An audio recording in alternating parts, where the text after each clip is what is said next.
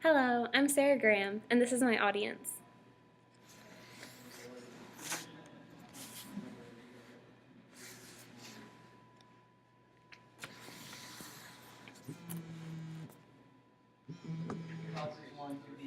Imagine if you and your family went on a vacation, but your father unexpectedly had a heart attack, and the nearest hospital was miles away or on a mainland. Now put yourself in the shoes of an impoverished village. You're a 12-year-old child with 4 younger siblings that you have to take care of while your parents are at work, making it impossible for you to go to school to have an education at all. Our society is defined by speed and efficiency, and while these are not bad characteristics in and of themselves, they often cause people to become insensitive or uncaring towards individual needs. I see incredible potential and opportunity to show the compassion and Christian love through my chosen vocation of aviation and being a pilot in command of an aircraft. I am a private pilot, and I am studying currently to earn higher ratings in aviation that will further my knowledge in this field. And I am also a Christian who is a follower of Christ, who is dedicated to fulfilling his will and obeying his commandments that he stated in his word, but also displayed in his personal life. I intend to present to you the facts and the theories which will show, first, aviation's critical role in the medical field, second, aviation's valuable role in the fight against social injustice, and third, aviation's use as a God-given tool to further his kingdom. Aviation is a complementary aid to the modern medical world. Mercy Medical Airlift is an organization that takes patients to and from their surgeries or appointments, or cancer patients to their treatments. And they aided Madison, who is 10. She was born in the Upper Peninsula of Michigan and needed to go to Cincinnati, Ohio, to have a growth removed from her chest.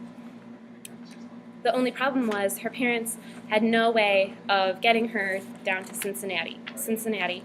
And Mercy Medical Airlift, with the help of a volunteer pilot in Michigan, flew with an aviation charity and flew them from the Upper Peninsula of Michigan to Cincinnati with tickets provided by the MMA.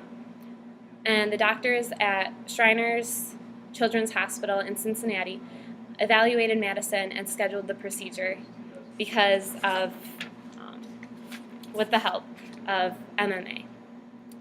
Also, ABC News released this story, and it was July 17th, 2011. It was the first UN emergency airlift flight arrived in the Kenyan capital today to assist the hundreds of thousands of Somalis who have fled the drought and famine afflicting their homeland. The United Nations released a statement that said a giant cargo jet chartered by the UN High Commissioner for Refugees landed in Nairobi, and it brought with it 100 tons of tents that are designed for the Dadaab refugee camp complex near the Kenyan-Somalia border.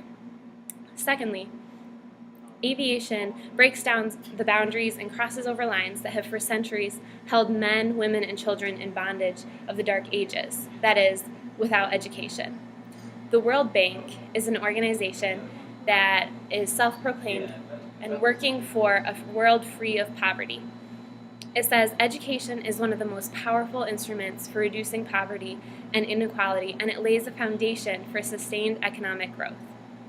In order to combat poverty with education, the World Bank employs the use of aviators willing to transport teachers and materials to otherwise unreachable subjects and children. Missionary Aviation Fellowship is an organization that is devoted to community development, and that includes, but is not limited to, agricultural programs, well digging, and bringing education and technology to people to create a safe and healthy community. And thirdly, aviation is a tool given by God to further his kingdom by bringing the gospel, along with the love of Christ, to otherwise unreachable people groups. Missions Aviation Fellowship is one of those groups. And they say their purpose is sharing the love of Jesus Christ through aviation and technology so that isolated people may be physically and spiritually transformed. An early French aviation entrepreneur, Pierre Georges Latécoère, said, "All the calculations show that it cannot work. There's only one thing to do: make it work." And this is true with all aspects of aviation. Medically, for example, a person with a life-threatening condition should not logically be able to arrive and be treated in time to save his life. But aviation defies time and statistics, and it makes the unlikely a reality. Most importantly, aviation brings missionaries and Bibles to people who otherwise would never have heard the great news of salvation.